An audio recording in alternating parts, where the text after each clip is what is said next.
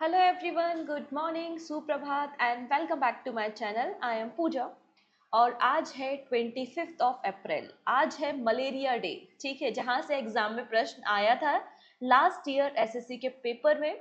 SSC ना important day और उनके क्वेश्चंस पूछता है, उनकी थीम पूछता है। तो वर्ल्ड मलेरिया डे आज हम 25 अप्रैल को मनाते हैं। तो आज हम सबसे पहले देखेंगे कौन कौन से इम्पोर्टेंट डे आज हम सेलिब्रेट कर रहे हैं, उनकी थीम देखेंगे। उनकी थीम देखने के बाद हम बात करेंगे कुछ इंपॉर्टेंट पर्सन के बारे में जो न्यूज़ में है। आज हमें बात करनी है हमारे देश के कुछ रिपोर्ट्स के बारे में, हमारे एक्सपोर्ट के बारे में। तो काफ़ी कुछ नया आज हमें फिर से सीखना है। और यहाँ पर हालांकि मैंने आपको बता चुका है कि पाकिस्तान के अगेंस्ट गवर्नमेंट ऑफ इंडिया ने क्या फैसले लिए, लेकिन उन फैसलों को हम डिटेल में डिस्कस करेंगे। साथ ही साथ मैं आपको ये भी बताऊंगी कैसे क्वेश्चन एग्जाम में फ्रेम किए जा सकते हैं। ठीक है जी। सो वीडियो के एंड तक जुड़े रहना है। एंड में आपको दो इंपॉर्टेंट चीजें मिलेंगी। सबसे पहली बात, 24 ऑफ अप्रैल में हमने जो भी सीखा था वो सभी करंट अफेयर्स वन लाइनर के फॉर्मेट में होंगे, जिससे रिवीजन करने में आसानी हो जाए। और सेकंड होगा हमारा क्वेश्चन ऑफ द डे, जिसका आंसर आप सभी लोगों को कमेंट सेक्शन में बताना है। क्लियर है? तो ये सभी वनडे एग्जाम्स के लिए हमारे करंट अफेयर्स यूजफुल हैं। तो जल्दी से फटाफट से लिंक को शेयर कर दो अपने फ्रेंड्स के साथ। और पहली बार आए हो तो सब्सक्राइब कर देना। और लाइक बटन पे क्लिक करने से कुछ नहीं जाता है, कोई कंजूसी करने की जरूरत नहीं है, लाइक बटन पे क्लिक कर सकते हो। सो स्टार्ट कर लें आज का सेशन। चलिए सबसे पहले बात करेंगे इंपॉर्टेंट डे। 25 ऑफ अप्रैल को हम सेलिब्रेट करते हैं वर्ल्ड मलेरिया डे। ठीक है, मलेरिया के बारे में लोगों को अवेयरनेस दिलाने के लिए, क्योंकि मलेरिया के कारण काफी सारी डेथ्स होती हैं, स्पेशली आपके सब सहारन एरिया में, अफ्रीका कॉन्टिनेंट में। इसलिए डब्ल्यूएचओ ने वर्ल्ड मलेरिया डे की शुरुआत की थी 2007 में, 2007 में। नाउ बात करते हैं अबाउट द थीम। तो थीम है मलेरिया एंड्स विथ अस, री इन्वेस्ट, री इमेजिन एंड री इग्नाइट। ये आपको थीम देखने को मिल जाएगी। मलेरिया जो है वो एक लाइफ थ्रेटनिंग डिसीज है जो कि प्लाज्मोडियम पैरासाइट की वजह से होता है। और इसका जो कैरियर है वो कैरियर है एक मॉस्किटो, और उस मॉस्किटो का नाम है फीमेल एनाफिलीज मॉस्किटो, जो कि मलेरिया के पैरासाइट को कैरी करने का काम करता है। गंदे पानी में ये पैरासाइट पाया जाता है और जो मॉस्किटोज होते हैं, जो मच्छर होते हैं, उनको कैरी करते हैं और हमारी बॉडी तक पहुंचाते हैं।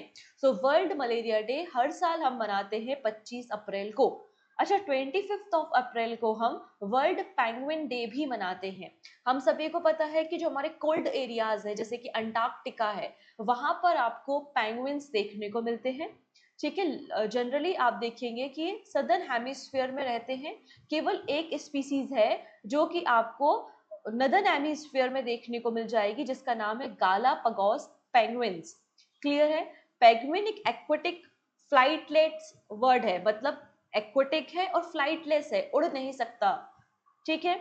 नाउ बात करेंगे थीम के बारे में। तो थीम है life in the land of penguins. Life in the land of penguins आपको वर्ल्ड पेंगुइन डे की थीम देखने को मिलेगी। अब गवर्नमेंट ऑफ इंडिया ने 24 ऑफ अप्रैल से लेकर 30 ऑफ अप्रैल के बीच में, 24 अप्रैल से 30 अप्रैल के बीच में स्टार्ट किया है वर्ल्ड इम्यूनाइजेशन वीक। ठीक है, जिसको स्टार्ट किया है ministry of health and family welfare ने। इसका पर्पस है हमारे देश में वैक्सीनेशन ड्राइव को रन करना, हमारे देश में जो बच्चे हैं उनको प्रॉपर वैक्सीनेट करना, जिससे भविष्य में उनको कोई भी बीमारियां ना हो। तो गवर्नमेंट ने लॉन्च किया है national zero measles and rubella elimination programme.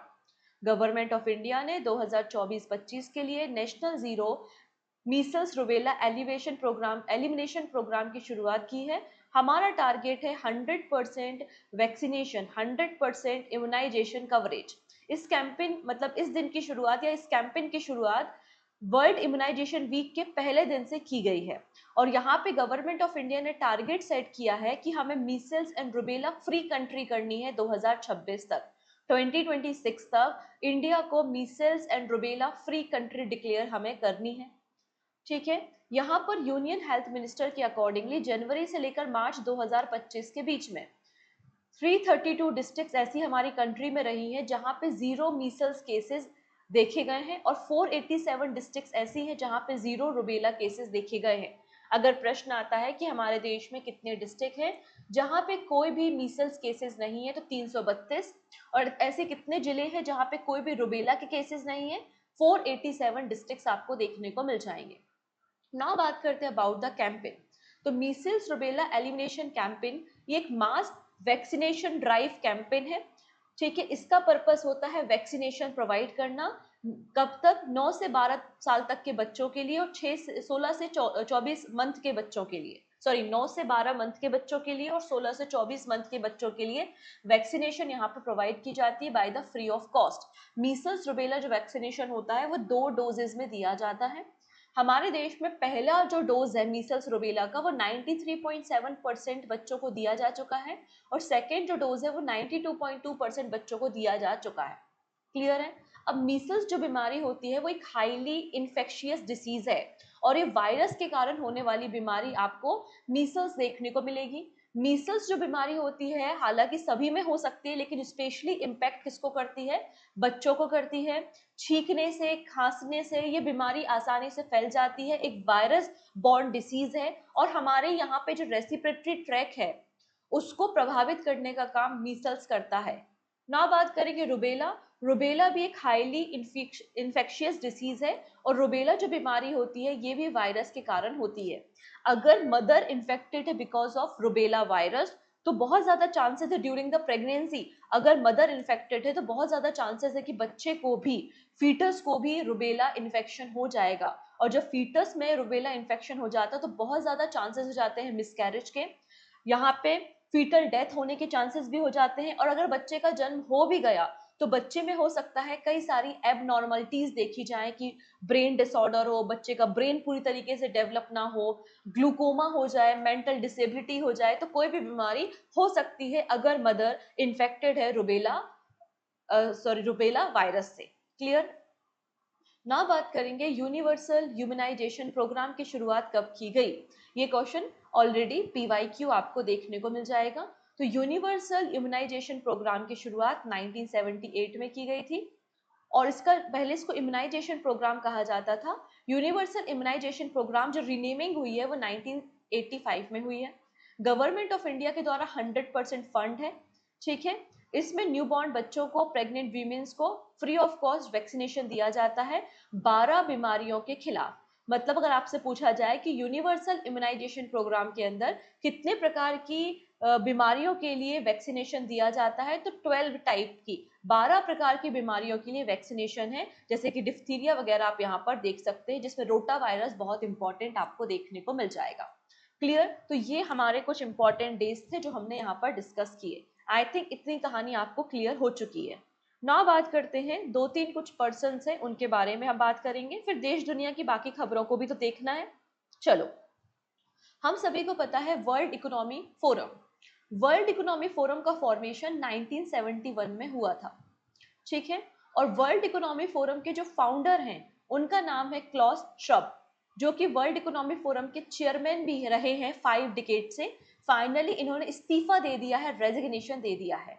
तो Klaus Schwab, the visionary behind the World Economic Forum, has officially step down from his role as a chair and trustee after more than 5 decade in the leadership. अब इन्होंने तो इस्तीफा दे दिया, तो कोई ना कोई व्यक्ति होगा जो इंतरिम कार्यभार संभालेगा। तो इंतरिम चेयरमैन आपको देखने को मिल जाएंगे वाइस चेयरमैन पीटर ब्राबैक, ठीक है। पीटर ब्राबैक जो हैं वो इंतरिम चेयरमैन आपको देखने को मिल जाएंगे। नेक्स्ट है जितेंद्र मिश्रा। ये है जितेंद्र मिश्रा, जिन्हें प्रेसिडेंट बनाया है CIEFJ, मतलब international centre of film for children and young people. इसका प्रेसिडेंट 2025 टू 2027 2 सालों के लिए बनाया गया है जितेंद्र मिश्रा को। जितेंद्र मिश्रा एक अक्लेम्ड इंडियन फिल्म मेकर है। जितेंद्र मिश्रा कौन है? एक फिल्म मेकर है एंड फेस्टिवल डायरेक्टर भी है smile international film festival for children and youth के। रिसेंटली इनको इलेक्ट किया गया है as a president of international centre of film for children young people, ठीक है। अब ये जो ऑर्गेनाइजेशन है CIFEJ, ये आपकी एक यूथ सेंट्रिक सिनेमा को फोकस करती है और यूनेस्को के द्वारा सपोर्टेड है, जिसका हेडक्वार्टर आपको ग्रीस में देखने को मिल जाएगा। इसका प्राइमरली फोकस होता है ऐसी पिक्चर्स को बनाना जो एजुकेशन प्रोवाइड करे बच्चों को, यंग ऑडियंस को। ठीक, नेक्स्ट, फर्दर डिस्कशन करने से पहले एक छोटी सी इन्फॉर्मेशन अबाउट द पीडीएफ। आपको डेली करंट अफेयर्स की पीडीएफ मिल जाएगी टेलीग्राम पे, और टेलीग्राम की लिंक डिस्क्रिप्शन में अवेलेबल है। आप डिस्क्रिप्शन से लिंक को ज्वाइन करके, टेलीग्राम को ज्वाइन करके free of cost PDF download करके नोट्स बना सकते हैं। ओके जी। इसके अलावा एक एप्लीकेशन भी अवेलेबल है प्ले स्टोर पे, जिसका नाम है पूजा जैन क्लासेस एप्लीकेशन। और उस एप्लीकेशन में आपको मैगजीन सेक्शन में हर महीने 3 मैगजीन मिलती हैं। तो यहाँ पे मार्च मंथ की मैगजीन अवेलेबल है, मार्च मंथ की complete current affairs magazine, banking current affairs magazine और 300 MCQ plus one liner magazine for revision purpose. आपको ये मैगजीन मिल जाएंगी एप्लीकेशन पे, आप डाउनलोड कर सकते हैं, प्रिंटेबल फॉर्मेट में होती है। ठीक है, इजिली इनको डाउनलोड किया जा सकता है। चलिए next, Pahalgam terror attack, government suspend Indus water treaty and more. तो यहाँ पे हम सभी को पता है कि पहलगाम जम्मू एंड कश्मीर में टेररिस्ट अटैक हुआ था, जिसके बाद कैबिनेट कमेटी ऑन सिक्योरिटी की मीटिंग को बुलाया गया प्राइम मिनिस्टर के रेसिडेंट में। इस मीटिंग को अटेंड किया था union defence minister Rajnath Singh, union home minister Amit Shah, union external affair minister S Jaishankar और national security advisor Ajit Doval ने। अब यहाँ पे जो कैबिनेट कमेटी ऑन सिक्योरिटी की मीटिंग हुई थी, इसमें कई सारे फैसले लिए गए। इन फैसलों के ऊपर हमें डिटेल में बात करनी है। पहला फैसला लिया गया था immediate suspend of Indus water treaty. तो यहाँ पे जो 1960 की इंडस वाटर ट्रीटी है, इसको सस्पेंड कर दिया गया है, जिससे हम क्रॉस बॉर्डर टेररिज्म को सपोर्ट ना करें, हम एक तरीके से उसको स्टॉप करने की पहल कर रहे हैं। ये जो इंडस वाटर ट्रीटी है, इसको इंडिया और पाकिस्तान के बीच में 1960 में साइन किया गया था वर्ल्ड बैंक के मीडिएटेशन से। वर्ल्ड बैंक ने इसमें मीडिएशन किया था, और उसके बाद मतलब वर्ल्ड बैंक के इनिशिएटिव से हमने ये ट्रीटी को साइन किया है। ये ट्रीटी जो है वो इंडस नदी मतलब सिंधु नदी और उसकी जो ट्रिब्यूटरीज है, सहायक नदी, उसके बीच में पानी का बंटवारा करती है पाकिस्तान और इंडिया के बीच में।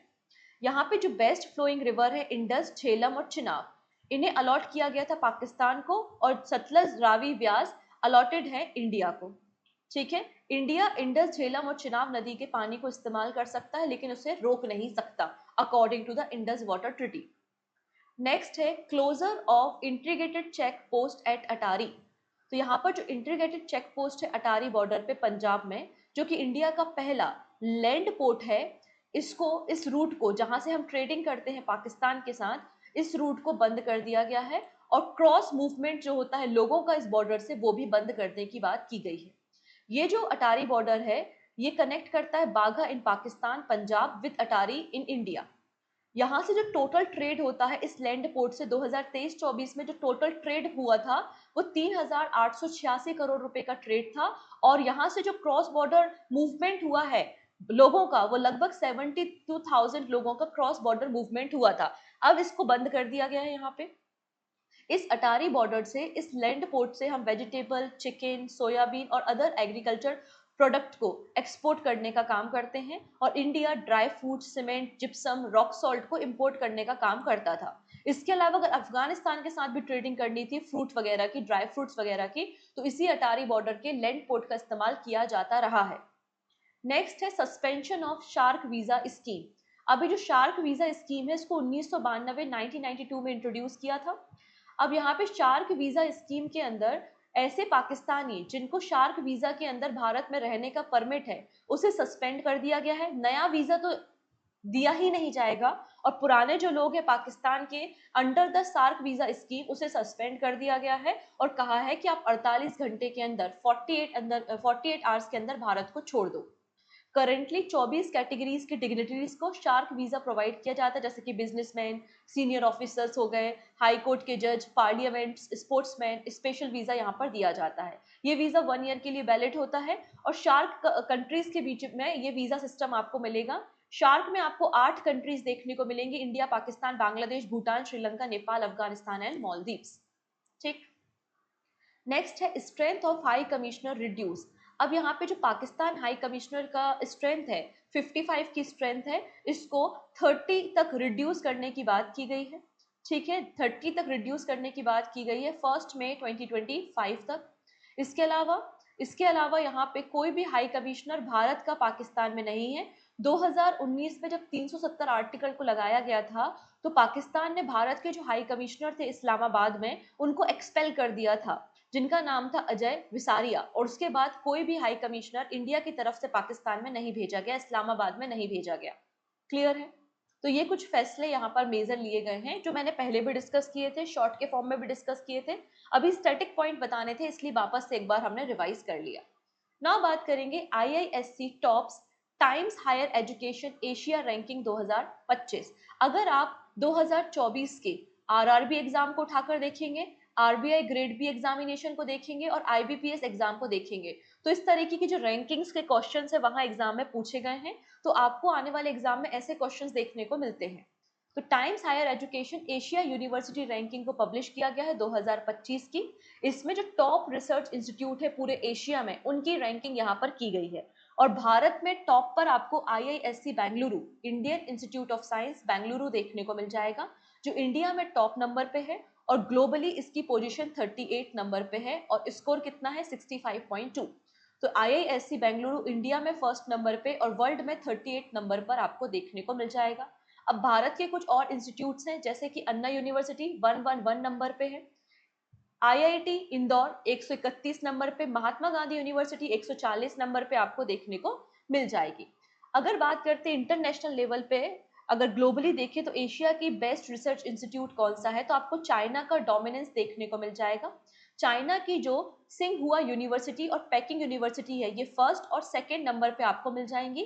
वही सिंगापुर की नेशनल यूनिवर्सिटी आपको थर्ड नंबर पे एंड नैंगयांग यूनिवर्सिटी आपको फोर्थ नंबर पे देखने को मिल जाएगी। Next, India first. अब कोई भी चीज जो भी पहली बार भारत में हो रही होती है वो एग्जाम पॉइंट ऑफ व्यू से इंपॉर्टेंट हो जाती है। कभी आपको फुर्सत मिले तो आप अपने सिलेबस को, स्पेशली जो स्टेट एग्जाम्स के सिलेबस होते हैं उसको उठाकर देखिएगा, उसमें लिखा होता है फर्स्ट इन इंडिया। तो फर्स्ट इन इंडिया आपके सिलेबस का पार्ट होता है, राइट। तो India first quantum computing village in Amravati. याद कीजिए कुछ दिन पहले हमने देखा था कि वर्ल्ड की पहली रिन्यूएबल एनर्जी वाली सिटी जो पूरी तरीके से रिन्यूएबल एनर्जी से ऑपरेट होगी उसे तैयार किया जा रहा है अमरावती में। ये कहानी भी मैंने कुछ दिन पहले आपको सिखाई है। वैसे ही भारत की पहली क्वांटम कंप्यूटिंग विलेज अमरावती में तैयार किया जा रहा है आंध्र प्रदेश में।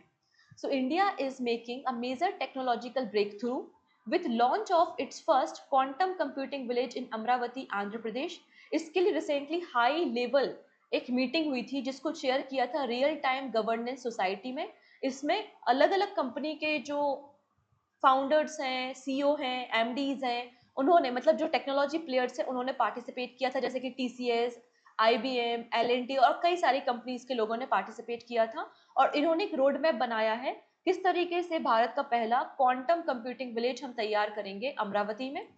पूरा ब्लूप्रिंट तैयार किया है किस तरीके से इंफ्रास्ट्रक्चर होगा, हार्डवेयर का डिप्लॉयमेंट कैसे होगा और लॉन्ग टर्म रिसर्च कैसे की जा सकती है। अब यहाँ पे कुछ आइकॉनिक बिल्डिंग्स बनाई जाएंगी, डिजाइन किया जाएगा L&T के द्वारा। इसका कॉन्सेप्ट दिया है IBM ने। IBM क्वांटम सिस्टम को तैयार करने का काम करेगा और ऑन साइट डेटा सेंटर भी यहाँ पे तैयार किया जाएगा लगभग 50 एकड़ ऑफ लैंड में। ठीक, नेक्स्ट, पंजाब नेशनल बैंक की रिसेंटली हम लोगों ने 131 नंबर की एनिवर्सरी, इसका 131 नंबर का फाउंडेशन स्टोन डे सेलिब्रेट किया, फाउंडेशन डे सेलिब्रेट किया पंजाब नेशनल बैंक का। और इस ओकेशन पे 34 नए इनिशिएटिव लॉन्च किए हैं पंजाब नेशनल बैंक ने फाइनेंशियल इंक्लूजन को बढ़ाने के लिए और डिजिटल बैंकिंग और कस्टमर सेटिस्फेक्शन के लिए। पंजाब नेशनल बैंक का फॉर्मेशन 12 अप्रैल को हुआ था 1895 में लाहौर में, जो कि वर्तमान में पाकिस्तान में है, अंडर द पार्ट ऑफ स्वदेशी मूवमेंट। ठीक है, पहले अकाउंट होल्डर आपको लाला लाजपत राय जी देखने को मिल जाएंगे। पंजाब नेशनल बैंक के MD एंड CEO आपको अशोक चंद्र देखने को मिलेंगे। अब यहाँ पे जो 34 नए इनिशिएटिव्स हैं उनमें से 12 आपकी डिपॉजिट स्कीम्स हैं और ये deposit scheme salaried employee, women, defence personal, farmer, NRI, senior citizen के लिए, पेंशनर्स के लिए देखने को मिल जाएगा। आपके 10 जो इनिशिएटिव है वो डिजिटल ट्रांसफॉर्मेशन इनिशिएटिव है जिसमें इंक्लूड है QR code based customer feedback system, मतलब एक QR कोड को आप स्कैन करके अपने फीडबैक को दे सकते हैं। AI power live chat assistant Pihu, तो अगर आपसे पूछा जाए कि पीहू किस बैंक का लाइव चैट असिस्टेंट है, या पंजाब नेशनल बैंक का एआई चैट असिस्टेंट कौन है? आंसर हो जाएगा पीहू को इसे यहाँ पर लॉन्च किया गया है। चलिए, अब यहाँ पे एक पर्सन है जिनके बारे में हम बात करने वाले हैं, जिनका नाम है डॉन। इनका नाम है Don Pettit. Don Pettit, oldest serving US astronaut, returned to Earth on his 70th birthday। अपने 17वें जन्मदिन पे ये इंटरनेशनल स्पेस स्टेशन से वापस आ रहे हैं, जो कि ओल्डेस्ट सर्विंग यूएस एस्ट्रोनॉट आपको देखने को मिल जाएंगे, जिनका नाम है डॉन पैटेट। ये ऑन बोर्ड है किसमें? सोएज MS-26 में, जिसकी लैंडिंग होगी कजाकिस्तान में। इन्होंने 220 दिन स्पेंड किए हैं इंटरनेशनल स्पेस स्टेशन पे, जो कि 3520 किलोमीटर की हाइट पर ऑर्बिट कर रहा है। सॉरी, जो कि 3520 ऑर्बिट अराउंड अर्थ कर चुका है, इतने चक्कर पृथ्वी के लगा चुका है। क्लियर है इतनी चीजें? तो यहाँ पर आपको इनका नाम याद रखना है कि ये किस कंट्री के हैं। सिंपल क्वेश्चन पूछा जाएगा। ओल्डेस्ट सर्विंग एस्ट्रोनॉट जो कि वापस अर्थ पर आए हैं, जिनका नाम है डॉन पैटेट, इस किस कंट्री के एस्ट्रोनॉट हैं? तो अमेरिका, यूएसए के देखने को मिल जाएंगे।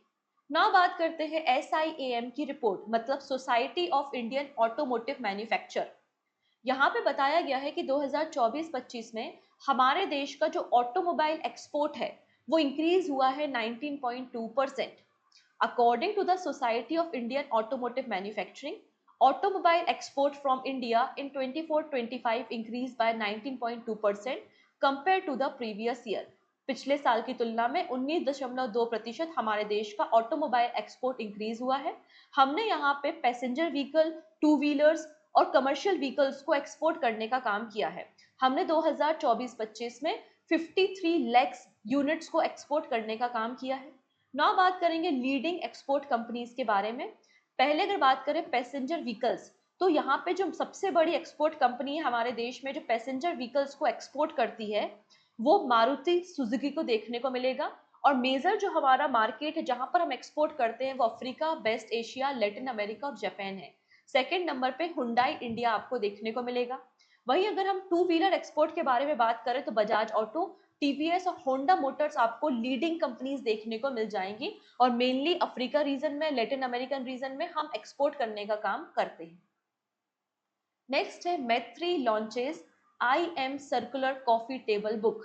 तो IM circular coffee table book किसने लॉन्च की है? Ministry of electronics and information technology, मतलब मैत्री डिपार्टमेंट ने। और मैत्री डिपार्टमेंट ने इसके लिए कोलैबोरेशन किया था international council for circular economy से।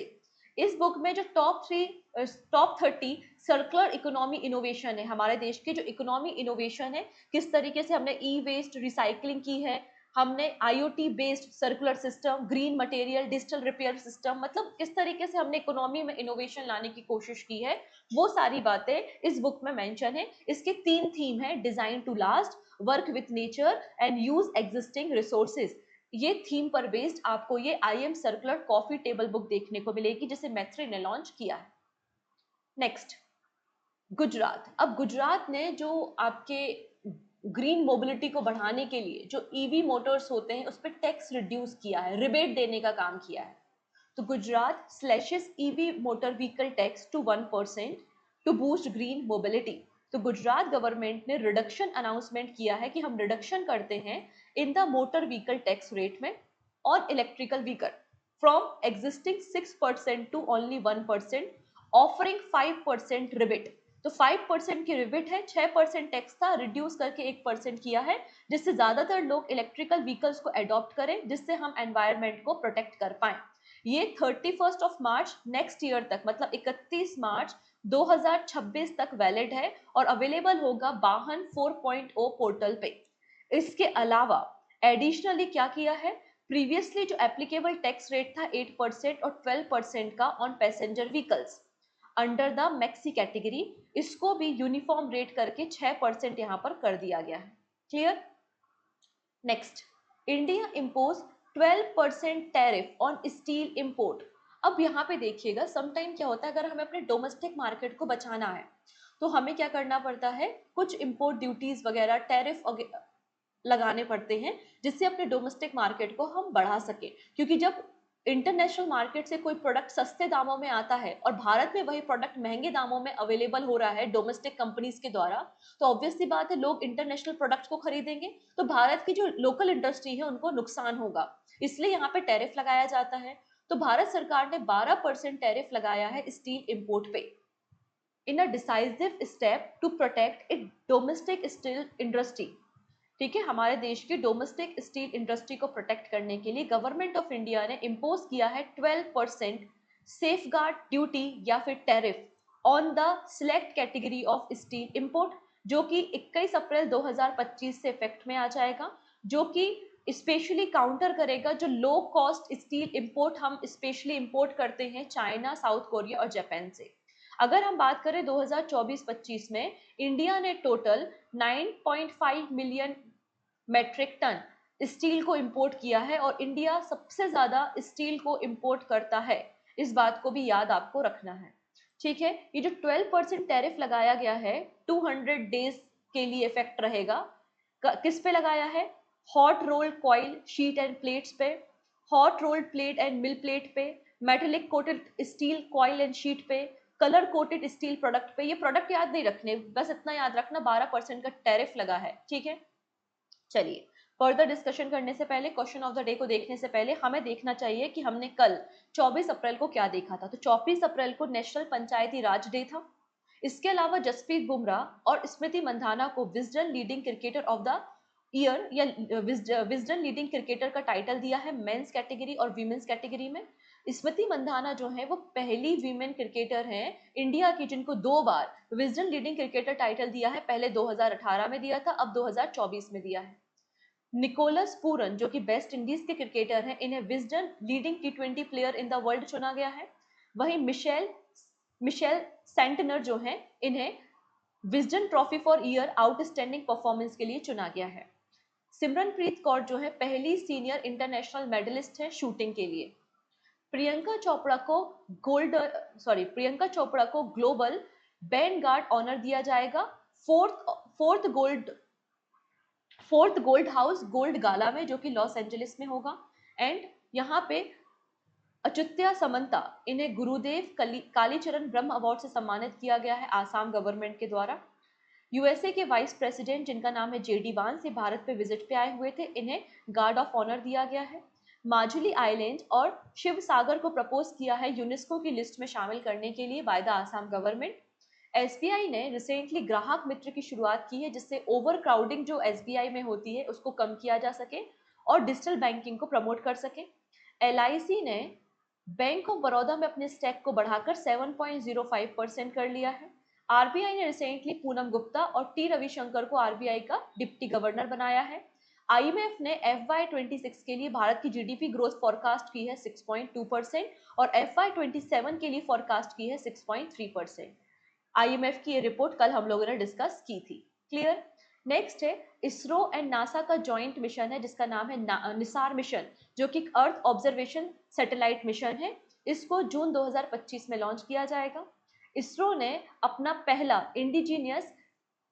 इंडिजीनियस नोजल तैयार किया है, स्टेलाइट नोजल, जिसको पीएसएलवी में इस्तेमाल किया जाएगा। इंडिया का largest international cruise terminal launch किया गया है मुंबई में under the cruise Bharat mission, और क्रूज भारत मिशन सितंबर 2024 में लॉन्च किया गया मिशन है। क्लियर। तो ये सारी कहानी हम लोगों ने प्रीवियस क्लास में डिस्कस की थी। अगर आप लोगों ने 24 अप्रैल के करंट अफेयर्स देखे हैं तो ये सारी कहानी आपने देखी होगी। देखो बेटा, बहुत कम समय है, अगर आप ऐसा सोच रहे हो कि हम इकट्ठा पूरे साल भर का करंट अफेयर्स एक दिन में पढ़ लेंगे, हमें याद रह जाएगा, ठीक है, तो ऐसा बिल्कुल नहीं होता है। हमारी मेमोरी इतनी शार्प भी नहीं है कि हम सारे करंट अफेयर्स को एक बार पढ़े और याद रख पाए।